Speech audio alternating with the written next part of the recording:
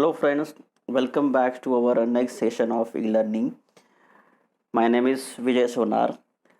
I am from RC Patel Pharmacy College.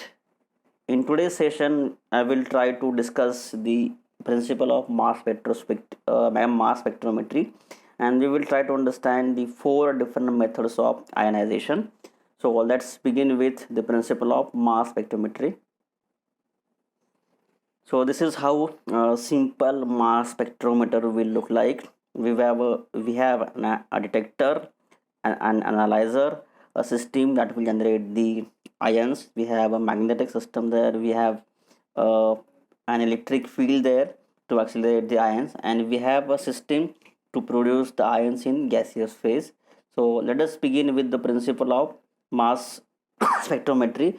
So as we know, it is the method in which the ions are getting separated based on their mass to charge ratio, and these ions are present in the gaseous state, and we got the separation based on their mass to charge ratio, so that we can determine the molecular weight by this method.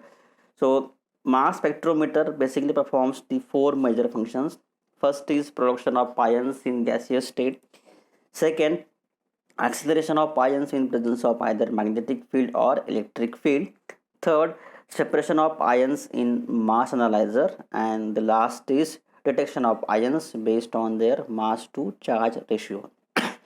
As this method involves detection of ions and production of ions in gaseous phase, there is a strong vacuum is required, because if the vacuum is not present, the ions will collide with the air molecule, and they will ultimately will not reach to the detectors. So a vacuum pump is used in mass spectrometer. This vacuum generally produce a pressure equivalent to 1 macrotorr.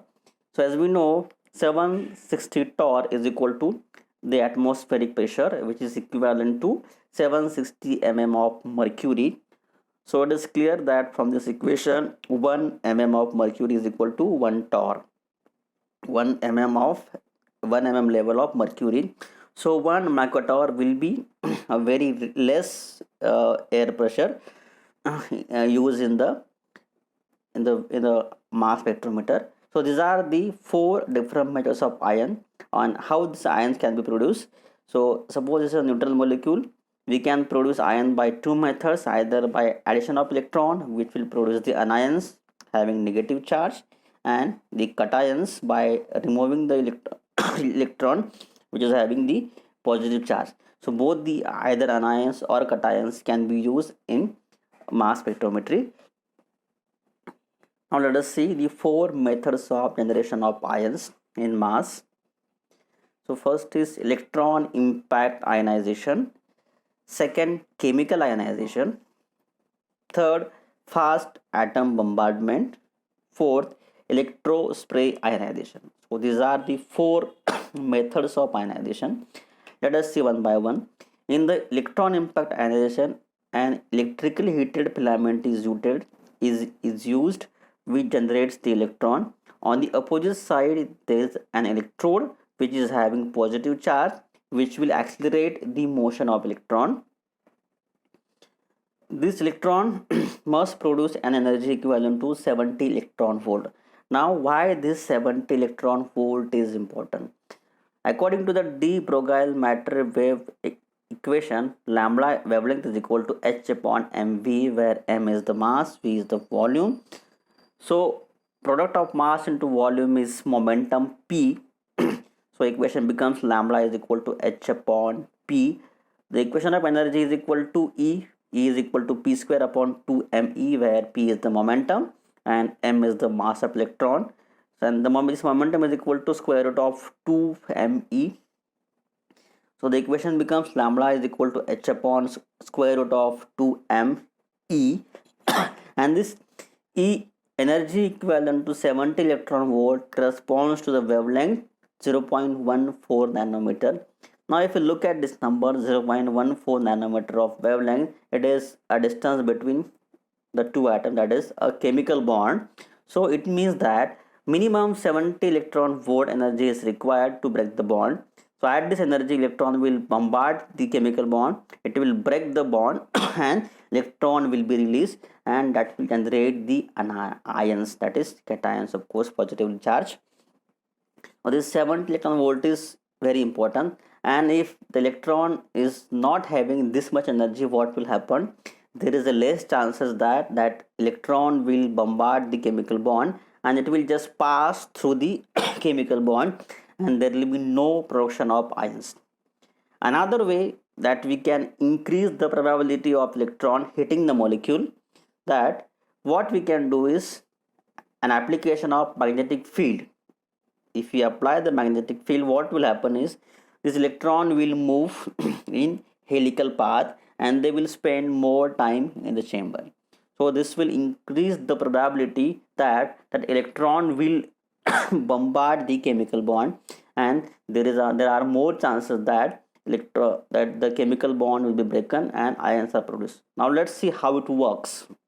So suppose these gaseous molecules that travel through the chamber. So this traveling electron will bombard, they will break the bonds and release the free electrons, and it will produce the cations or ions. In this case,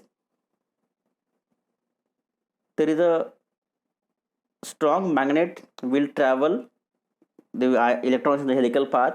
There is another positively charged electrode which will accelerate the motion of the ions into the analyzer. So this electrode will accelerate the motions of these ions into the analyzer. Second method is chemical ionization. In this method, ammonium ions or methane ions are used, as these are very big molecules compared to iron. They will hit this vaporized phase molecule and they will generate the ions. So ammonium ions collide with the sample and break the chemical bonds. This electrode on the left sides will accelerate the motion into analyzer. Fast atom bombardments. In this method, a sample is mixed with non-volatile solvent like glycerol and thioglycerol, and this sample is applied to the probe. So and this probe is heated with the help of argon or helium. So when they bombard at this probe, what will happen? It will generate the ions, and with the help of this electrode having positive charge, they will push into the analyzer. The last method is electrospray ionization. Here the sample molecules are sprayed in the electric field to produce the ions. It is more popular for the analysis of proteins and DNA, which are biomolecules. So in this method, a sample is mixed with methanol, acetic acid or acetonitrile or ammonium hydroxide along with water in 1:1 ratio. So what will happen, what we will do here is this sample mixture, it could be either having positive charge or negative charge based on the pH, acidic pH positive, alkaline pH negative.